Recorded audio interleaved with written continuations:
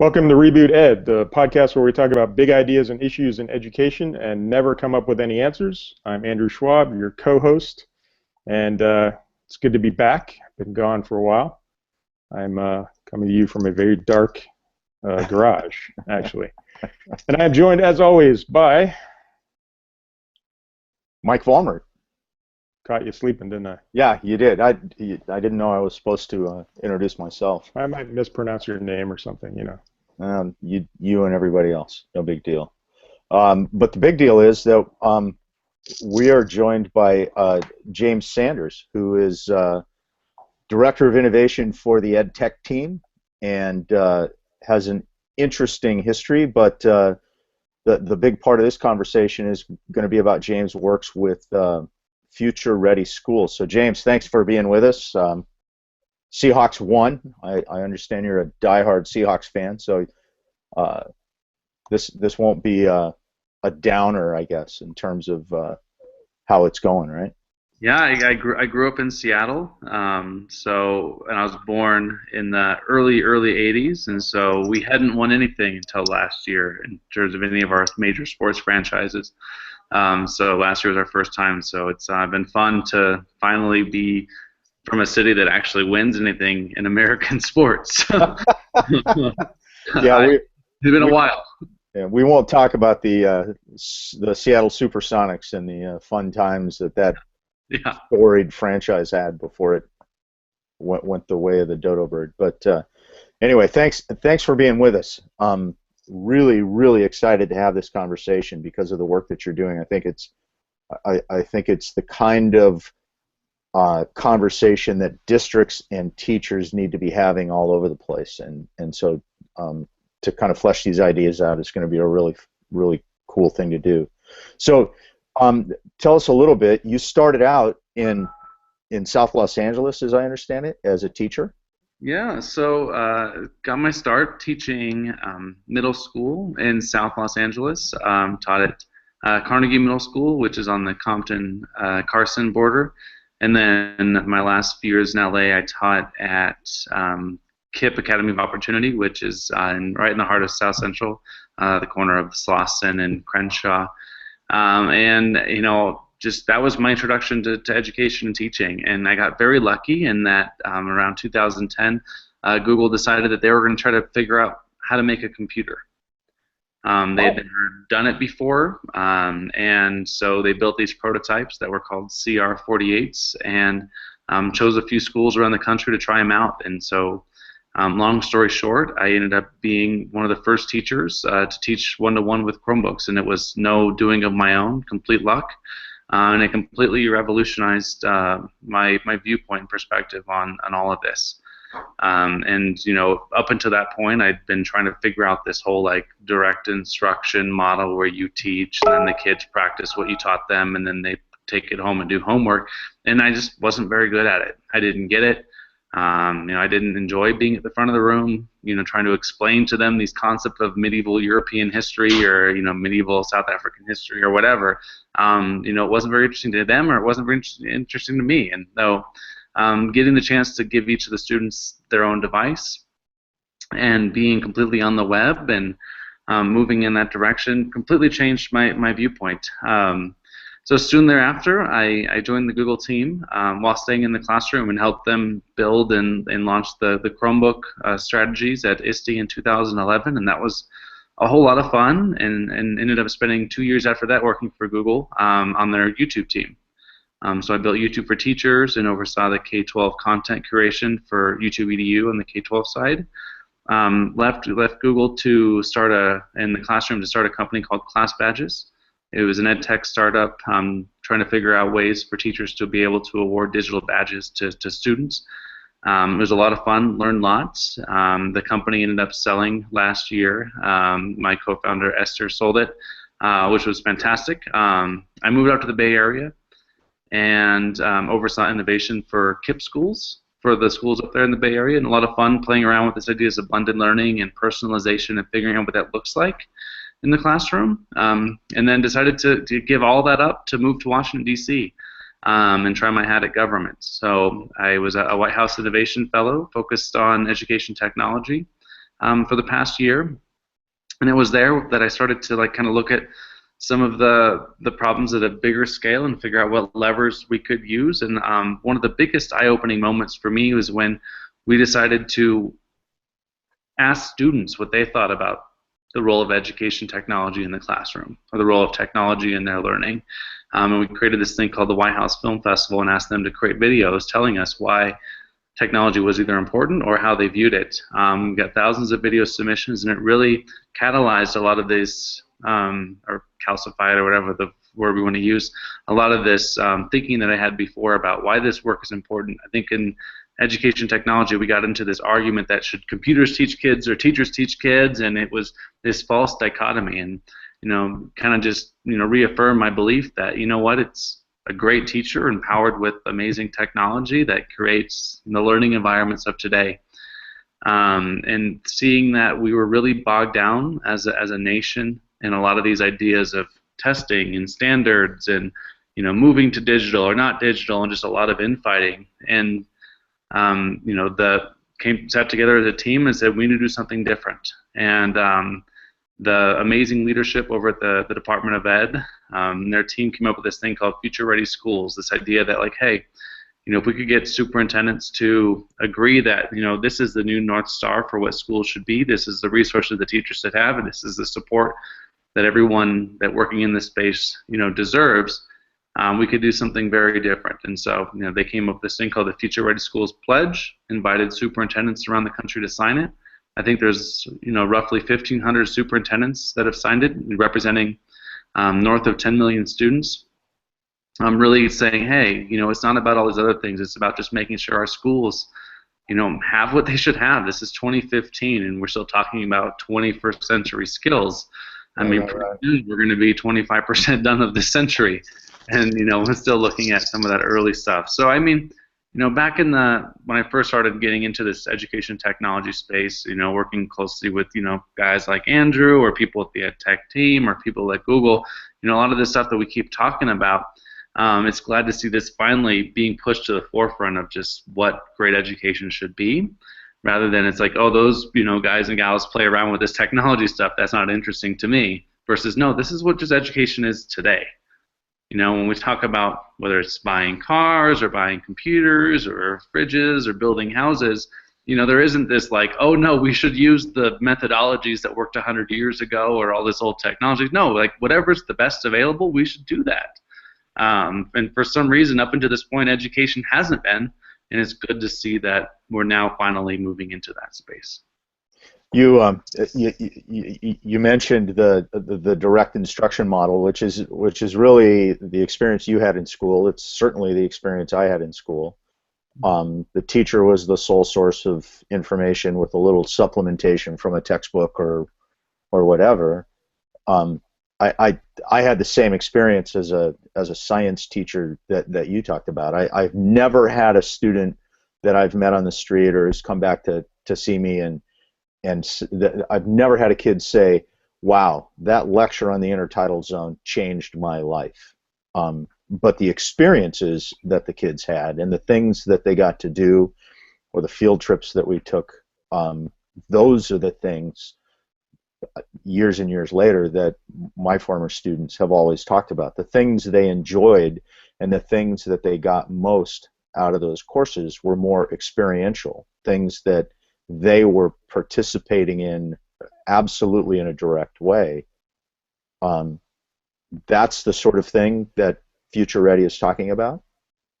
Yeah, I think, and the reason why I think it's important for us to slowly move in that direction is because if you look at, our generation and the past few generations, and I know that all of us are probably different generations, but we've really proven that we've done a great job of... That's James saying I'm old, Andrew. I was going to say that, but I was going to let James... Most diplomatic way of saying, no, I'm kidding. The idea that we've proven as a species that we can mess things up. And some of the startling facts that really just make it clear for me today is that in 2015, 40% of all the world's trash is still burned in open air fires. Mm-hmm. And when the plane recently went down in Asia, the AirAsia flight, the biggest impediment to discovering it and finding out where it went down was trash in the oceans. And that's just illuminating one of the many problems. I think 2014 was the warmest record in the history of recorded history. It was, absolutely, for North America, yeah. We've proven that we do a good job of messing things up, but yet, we have an education system where we believe that this idea of these amazing multiple choice worksheets is going to create a generation of kids that can solve these problems. It's no. We need to go into the classrooms and saying, hey, like a lot of these problems that we have, there are no solutions. And so getting them conditioned to this fact that they're going to be needing to throw out ideas, test them out, fail, try again, and give them problems that don't have solutions, because a lot of the stuff that we are facing as a species, there aren't solutions to yet. And so, I mean, to bring it back to Future Ready, it's just, one of the tenets in the Future Ready pledge, and something that we at Tech Team believe, is this idea of an empowered teacher. And I think a lot of us as educators go into the classroom, with this idea that, what we're doing matters, and we are going to, be creating citizens for tomorrow, and, view our role as super important. But, a lot of whether it's the legacy, bureaucracy, funding, limits us from having the tools that we need to do our jobs. And so the hope with Future Ready is, one of the pieces, an important piece, is just equipping each teacher with what he or she deserves. The infrastructure shouldn't be something that we have to fear every time we decide to pull out the computers and do a lesson with them in our classrooms. Like, will the internet work, and what's our backup plan when it breaks? Or being able to afford the latest and greatest, either online tools or physical hardware. All of our greatest hospitals in all of our major cities have the tools of today. But those same cities have schools that don't have the tools of today when it comes to educating. And it's like, why are our prisons and hospitals and all these other things priorities when our schools are not? And so the hope is Future Ready will help illuminate some of that, and then help superintendents make some decisions to make things a little bit better. But part of it is a pedagogical viewpoint. A lot of those schools, I mean, the money exists. We've gone one-to-one in my district, and we've done it in 3 years with essentially the same funding and the same money that we had before. It wasn't like the government had to give us a special bank account so that we could go purchase this kind of stuff. But schools have this pedagogical framework that really does harken back to a period of time when the teacher was standing in front of the room, and we've still got principals who walk around and evaluate teachers based on what they see in terms of direct instruction and whole group and all of these old sorts of concepts. What cracks me up is the metrics about dropout rates in high school. If we use that as a gauge of how good schools are doing in terms of preparing students for the future that you were talking about, creating citizens, I mean, we're getting a D or an F. That's just, and that's by education's own metrics. It's not somebody from the outside creating a rubric that evaluates it. It's what we do. It's the way that we have worked for the last 30 years. I find it fascinating that we can't say, this isn't working, let's talk about something different in a more universal way. So I think the conversation that you guys are having with Future Ready is absolutely critical, maybe essential to the future of education itself, because as Will Richardson talks, teachers are going to be obsolete because kids outside of school have access to learning and information in ways that didn't exist 20 years ago, and schools aren't the sole source of learning anymore. One of the things that's really special, kind of building off what you just said about this initiative, is it's not a prescription. Future Ready isn't a prescription, nor is it a destination. In fact, the initiative at its premise is built upon this idea of asking the question, what does it mean to be future ready? And those two words itself, invites discussion. What should we be preparing for? So if you look at something that the state of Hawaii did, and Hawaii is unique because it's a school district and a state all in one. They have created an entire page dedicated to describing what it means for them to be future ready in their goals. And it's not a destination. It's not a 3-year plan, and once they arrive at year 3, they're finished. school districts having the ability to articulate it, what it means. And for us, an ed tech team, we have our own definition for what it means to be future ready. For us, future ready means having leaders that have the courage to take risks, so courageous leadership. Empower teachers, students with agency, the idea that learning is more about application and applying the skills that they've gained, and then also inspiring spaces. But that's what it means to us. And we're not saying that this is the answer, but it's inviting this conversation and a dialogue, whereas a lot of the big reform movements to date are really a prescription, saying here's the medication that you need to take in order to fix all of our schools.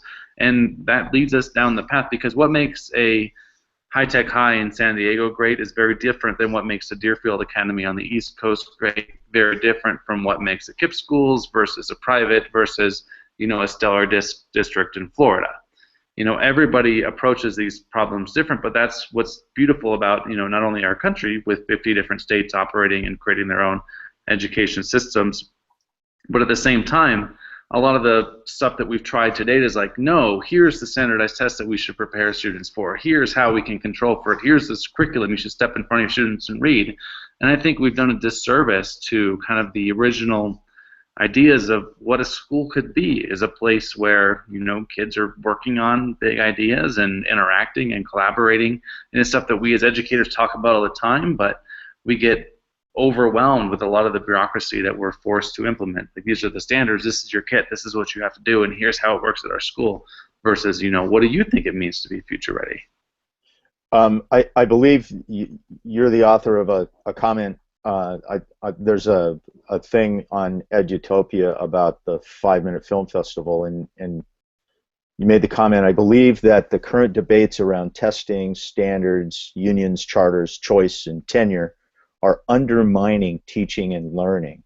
I think that's pretty much what you're talking about. But comment on the dichotomy between the future-ready sort of paradigm and the things that you mentioned in that quote, which every time I see conversations of this ilk taking place, those are the pushback sort of things. Standards, unions, teaching, that kind of stuff. Yeah, and let me be very clear. These are just my opinions, or what we believe in at Ed Tech Team. It's not the stance of the federal government. It's not the stance of the other partners. Future Ready initiative itself is a collection of 35+ partners, all working for some common ideals, and that is getting schools what they need to operate and do a modern education. But we have very different viewpoints on a lot of these issues. Who are the 35 partners, or can you classify them as? I don't name all 35, but number one, no. So futurereadyschools.org is the website that the Alliance for Excellent Education is the group that is running it, and there's a list of partners there. But folks like Edutopia, folks like ISTE, the National Parent Teachers Association, a lot of the groups that are the state level IT folks. Student Voice, which is a student organization, EdCamp, LEAD, a bunch of different groups like that. So you get a bunch of different perspectives, because how one Edutopia approaches something is probably different than how ISTE might approach something.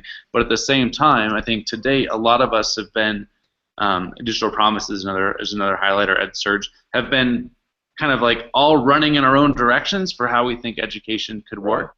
And what my hope is that Future Ready can be kind of that common threads that keep us talking about or connecting what we do. And I personally, and this is just speaking for me, struggle with some of the issues that you raised in that quote around, teacher tenureship and unions and choice and things like that. I mean, I come from a family of mill workers, and my father being a union rep, and that was where I'm from. But I started out teaching in the public schools, and then in LAUSD they decided to eliminate all the new teacher positions because of cutbacks. And so I wound up taking a position in a charter school, something I never thought I would do, just because I needed a teaching job in Los Angeles. And so that kind of opened my eyes to that different world.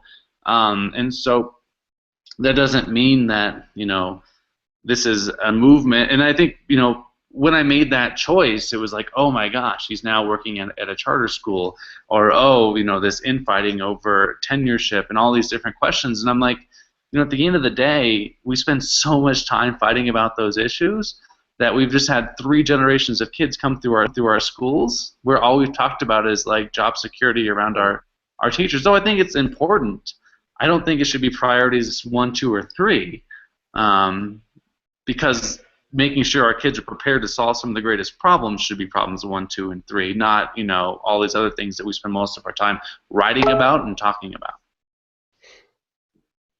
Well, and looking at where we're at as far as, Mike had talked about his district being able to make a transformation. There are a lot of districts out there that are as well. I think having that common framework and being able to talk about things with a common language is very important. It's one of the things that we're working on with teachers in our classroom, right? You look at the SAMR model and other ideas of having this common language that you can talk to so that as you're trying to move forward in a direction, you've got everybody moving towards the same goals and objectives. And without that framework, minus that framework, everybody's going to be doing their own thing. It's kind of like what you talked about, James. There's people doing all kinds of different things all over the country. Not everything is going to work for everybody else. I think in the past, we've had this idea that somebody's going to come up with the perfect model or the perfect program, and then we'll be able to replicate that out to everybody else. When in reality, being able to have a common set of ideals or goals or objectives to talk about and then have everybody work towards those in their own way is kind of what you would hope for with a common standards or common core standards, except we get tied up in that standards discussion about what standards should look like. But I think just being able to have a discussion about a common set of goals and values is really important, and it's going to be critical for districts as we try to figure this out, because this is it's one of the most exciting times to be in education, but it's also one of the most, I think, disruptive. Yeah. Yeah. To back up what you're saying, I think one of the examples that sticks out the most in my mind is the Khan Academy. People keep pointing to it as the solution for scalable solutions in blended learning or whatever. When I was at KIPP in the Bay Area, we ran one of the first Khan Academy pilots. Trying to figure out if this is a tool that could be used in a classroom setting, not just this amazing platform that's online. And we had a bunch of teachers using it across our schools, and it was a fantastic experience. And and the platform was amazing. But what I found was that we found that the teachers that were empowered to leverage it how he or she saw fit were the ones that saw the most results from the program. The teachers that felt like, or it kind of looked like more of a prescription saying, here's the tool that you should use, it didn't work. It wasn't effective. And it came down to like, what? Yeah, it's a great tool, but in the hands of a great math teacher learning how to leverage that tool effectively. It's not like, oh, wow, we don't have money for math teachers this year. Let's just put the kids on Khan Academy and call it good. At the end of the day, great teachers equipped with amazing technology and training is what has transformed good schools, and you can ask that to Bill Gates or Diane Ravitch. They'll probably agree that making sure that teachers get the training and the support and the resources they need to do their jobs effectively is 1A before they get into some of the political stuff that they start fighting about. It's really a matter of having a hardcore discussion about pedagogical approach. How am I going to frame what it is that kids are doing in my classroom? Are they going to sit there idly while I lecture, or are they going to sit there and work on directed instruction sort of worksheets, or are we going to take a different path and create a framework where kids are really focusing on becoming learners, and all that standard stuff is just sort of slid in behind the scenes as it's needed for that learning environment? That's a radically different approach for many, many teachers. It is, and I don't think we know the answers for how to go from where we are today to where we all kind of think we want to be in 5, 10, 15 years from now. And one of the things that I'm very excited about learning over the next year is we're doing these things called Future Ready School Summits. So futurereadysummit.com, you can look about it. Here at EdTech Team, we're producing these events for school teachers and school leaders to come together and spend some time engaging on sessions around empower teachers and courageous leadership, and really approaching it as to like we don't have the answers, wanting people to come in and experience amazing sessions from people like Andrew or Jenny Magara or Ramsey Musalam, and really trying to figure out, what are the things that make people change their practice. I think in the EdTech space, people that are listening to this podcast, we've done a really good job of empowering these 5% of EdTech educators. And we all live in this bubble. We all have 5 designations. We all do shows or tweeting and all these other stuff. But like the other 95%, what moves the needle with them? How do we make it from just EdTech being this club to, amazing technology in the hands of great teachers being just kind of the standard?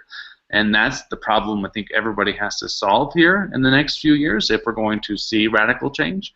And so with these Future Ready Summits, that's the thing that I'm trying to learn is, like who comes and what does it mean for every other teacher and how do we reach them? Because I don't understand that. That's a problem that I have yet to figure out. I think it's one that is super important. Well, and reaching every teacher with technology is I think a problem everybody's trying to solve. So I'm hoping that this tidal wave of technology in the classroom is a forward movement, and we don't see it kind of wash back out to sea, as a horrible metaphor. But we are in the middle of this transition, and I see us moving down the path here a little bit where technology is just part of good teaching, and I hope that all of us can get there. And it sounds like what you're working towards is figuring out what that means and what that looks like for anybody or everybody as it relates to them. I know in our district we're doing we have a tremendous amount of professional development around this. In a lot of districts I don't see that. I see that technology comes in and there's not a lot of professional development that follows up, and certainly not a lot of follow through. Right. And without that, you will not have that transformation of pedagogy, and the instruction won't look any different. Mm-hmm. And so I think that is a huge problem that exists out there. So it'd be interesting to see what the discussion ends up being around that. And along those lines, is there conversation with colleges and universities and teacher training programs about integrating these conversations into new teacher development? I have no idea. I'm sure that they're happening at some level at some other place, but I have not been a part of them at all. I think it's an important issue to raise, though. Right? What is this next generation of teachers? Saying, we maybe not going to be able to change everybody that's been in the classroom so far, but making sure that the next ones that come in are equipped with those tools and mindset and resources. But yeah, I have no idea. That's a great question. And I know that like our local university, the Department of Ed has actually had discussions around this, and they've went to like the Krause Center with their teachers, their professors, and had some training and discussion about what do teachers need to know as they come out of their ed program. So I don't know that it's universal and that everybody's doing it, but it's definitely an area that should be looked at, because I think as districts, if we get new teachers in, it would be nice at some point if we didn't have to do all the basic stuff to get them up to speed on, what does a 21st century or future-ready classroom look like, and how to use basic technology in the classroom to affect the instruction. So. And my biggest goal, is that we learn from it. Whether future ready is a thing that we're talking about in a year or not, or 2 years or not, I don't think that's the point. It's that, that this moment in time is valuable. Like having, a diverse group of 1,500 superintendents, and at EdTech Team we work with schools around the world all talking about this one concept is definitely a moment in time. Whether it's moment that we build upon and it grows into something a lot more meaningful and a lot more special, who knows, or it crashes and burns, is just making sure that we are extracting as much value and learning from this opportunity as possible, so that whatever the next initiative is, or we are looking for the next iteration on this current initiative, we're able to build on those learnings. So I think that's what we're most excited about, and through our Future Ready Summits at EdTech Team, being able to meet with other people. So I think my big goal, and I think the members of my team would agree, is trying to create this community of schools around the world that are all trying to, that are great examples of, people continually innovating and continuing trying to do new things, and leveraging the tools to their most. And and it's something that I don't think we see enough. and we don't want to create another community that you have to like jump through these 10 different hoops to get into, but also, it's inclusive enough that, it's meaningful. I don't know. So that may be random jargon that you guys don't, I'm just all over the place. I recognize that. But it makes sense in my head, and so that's what welcome to the show. That's okay. Right. But no, you made a good point. I mean, there are other organizations out there. Some of them are pay to play, and you get in, and they want to give you a template for, here's what you should do, basically. Project Red was a big one with one-to-one. It's here are the steps you need to take to do that, and less discussion and more kind of prescribed, like you were saying before. So. I hope it becomes a national discussion, and we do see a lot of conversation around this, because I do think it's really important for education moving forward, whether that's future ready next year or whatever. But I think the opportunity is out there now to start having these conversations, because in a lot of districts the technology is there, the practice may not be there yet. Right, a lot of districts jumped in and bought a ton of technology to prepare for testing, and now. And I was going to say, whether it's just me talking to you guys or whomever's listening, whatever those ideas you have for whatever project it is, just put it out there. I think one of the scariest things with taking Future Ready to this scale is it gets a lot more people involved. It gets messy. You get critics and all of these things, and that's just a product of shipping your ideas. We're all able to construct perfect solutions in our brains for how we see the world. But that second you put it out there, that's when it's like gets scary, and that's the hardest thing. And every time I see somebody say something negative about Future Ready, it makes me cringe. But it's like that's the process, And if it was just perfect, it means it would just live in one person's head, and that would be it. Ship those ideas that you have, however radical they may be. Let's figure out why they're wrong. Let's figure out why Future Ready is wrong, and let's iterate from there. Everything that Google shipped in its first form was wrong. I'm sure if we all had Google Search 1.0 on our desktops right now, we'd be frustrated by the results that we were getting. Mm-hmm. But it was the idea that they put it out there, they shipped it, and iterated upon it to where we now have a tool that's like, wow, this is super useful. I couldn't imagine my life without it. So just kind of a call to action for whomever it is, even if it's just you Andrew, or you Mike, just ship it, put it out there, and then right now it's just us, so that's all you get. But, no, it's a good message. I think the iterative process is really important, and it's being a good educator. Part of being a good educator is reflection, right? Being able to reflect on what's working and what's not, and go back and adjust. I think that's just hopefully part of what we do. Is part of this to curate that conversation somewhere? If I go to FutureReady.org, or whose blogs do I need to read? How to read? What? When did that happen? I don't know. UCLA figured I knew how to read, but I think they just gave me a degree to get rid of me. A couple things I need to point out. So at FutureReadySchools.org, that is the government's site in partnership with the Alliance for Excellent Education. Those are the people that are running it. They're pulling together 12 regional symposiums for district leaders to come together to have these discussions. At EdTech Team, we're hosting Future Ready School Summits, where we're pulling together teachers and folks to have that conversation. And then we're also just using the Future Ready hashtag, so hashtag Future Ready, and sharing some of those ideas. So you see different districts publishing websites, and I will share a couple in the chat so you guys can add in the show notes. So the state of Hawaii created a Future Ready page. So if you just do a Google search for Future Ready Hawaii or Future Ready Palo Alto, you get 2 examples of districts describing their plans to become Future Ready. So the idea is more of a conversation. So hopefully, all of those 1,500 districts eventually will publish their vision for what it means to be Future Ready, and kind of sparking that dialogue. Our work at EdTech Team isn't just U.S. focused. We're working with schools around the world, asking them to kind of tell their stories. One of the things that's really interesting, and I may get in trouble for saying this, is that we have this window of time before the new tests really start to count or matter. So we'll be taking them in June, Park or Smarter Balance, or if you're in a state that's opted out. And then it won't be 12 months until we get, after that, where we take them again, where we get this, like, did you grow or not grow situation again. So we had this like 18-month vacuum of like, hey, if you're a school, a district, a teacher, like you just do what you think is best at the best of your ability and let the test scores be a byproduct of just great whatever that is.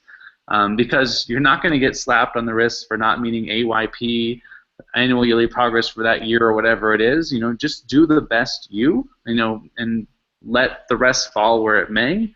Because if you guys are following the press like I am, who knows where things are going to be at a national level in 18 months. So, just say, forget all of that. What matters to us as a district? What matters to us as a school? And how do we just do that and let everything else just fall into place? That's exactly the conversation we've had for the last 2 years in my district, and it's really been exciting because the innovation is all over the map. The things that teachers are doing in their classrooms is tremendously different, school to school and even classroom to classroom, and all of it. You walk in these rooms, you see kids engaged, you see kids working, and there's clearly some learning going on. It's literally impossible to get empirical about it and say, what kind of learning and how is that going, because we don't have any reference points in terms of large-scale assessments. But my concern is that when we get those large-scale assessments, all of that innovation is going to kind of be curtailed in terms of what the leadership of the district or the school sees as those things that are important in order to generate that growth and those test scores. So we've got this wide sort of expanse now, and it's going to get narrowed again, like it was with the last batch of standards in the No Child Left Behind era. I'm sure it's really hard, and I have no idea. I mean, I taught medieval history at the middle school level. Like, the stakes couldn't have been lower, in terms of like performance and meeting metrics. So, I definitely can sympathize. Those are real concerns, and I think if you're teaching math or you're a school leader making those decisions, that's really, really tough. So it's easy for me to like say, hey, take those risks and do that stuff. Yeah, but right. I feel like a lot is riding on this. If we don't get this right, or schools don't stand up and say, hey, this is what matters, we're gonna quickly fall into the like, what's the best tool to make sure kids can do the best on this test, and end up with a generation of kids that take great tests, and and once those jobs where you can drive cars go away because it's all automatized and it requires a lot more thinking and creativity, we're going to have a bunch of kids who can't compete and do that because it's like, wait, there's no multiple choice question to fill out. So I don't know. Yeah. I know we're getting late, but that's No, but you're absolutely right, and I think it's that approach that you were talking about in terms of do these things that you think are best for your kids in terms of creating an environment where they can become learners, and then let the test scores take care of themselves. But if we shift that focus back onto literally constructing our classrooms and our lessons to focus on the test primarily, what's really important in terms of learning and being comfortable with looking at hard ideas is going to go to the wayside again. Yeah, I think a lot of it's going to come down to how a district leadership approaches exactly what that looks like once we do get results back. And it is a good opportunity now. I've been telling folks for the last couple of years it's a good opportunity because we're kind of in this vacuum where you don't have test results. It's kind of the Wild West as far as standards go, and so it's a great opportunity to experiment, try new things, and see what happens. And hopefully we don't have that constriction.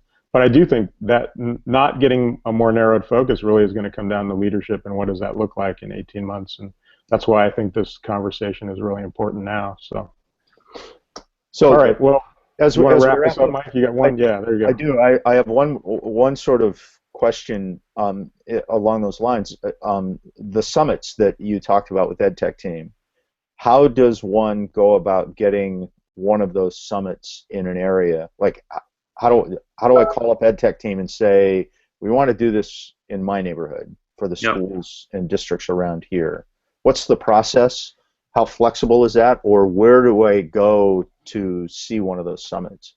Yeah, I mean, if you're watching this show, or you can hear this question, definitely just email James at edtechteam.com, and I would be glad to give you the white glove, like walk you through all the pieces and discuss what would be best. But for people that are looking to just attend one of these summits, so a couple of things, futurereadysummits.com is the website where you can see the 6 that we have up right now.